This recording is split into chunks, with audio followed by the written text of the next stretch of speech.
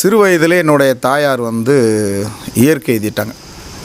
அப்போ காலத்தில் என்ன பண்ணுறதுனாக்கும் சாப்பிட்றதுக்கு கூட எனக்கு வாய்ப்பு இல்லாமல் போச்சு. அப்போ எங்கள் அம்மா அடக்கம் பண்ண இடம் இங்கே ஒரு இடத்துல அடக்கம் பண்ணும்போது அந்த இடத்துல போய் எனக்கு நீங்கள் இறந்து போயிட்டீங்க, உங்களை அடக்கம் பண்ணிவிட்டாங்க, எனக்கு சாப்பாடு கூட யாரும் தர மாட்டேன்றாங்களே அப்படின்னு அழுதுகிட்டு உட்காந்துக்கிட்டு இருப்பேன். நல்லா ஆற்றுக்குள்ளே நல்ல ஒரு மரம் ஒன்று இருக்குது, பெரிய மரம். அழுதுட்டு அந்த மரத்தில் உட்காரும் பொழுது பார்த்திங்கன்னா ஒரு சாமியார் நல்லா திருவோட்டில் சாப்பாடு வச்சுட்டு அங்கிட்டிருந்து வந்துக்கிட்டு இருந்தார்.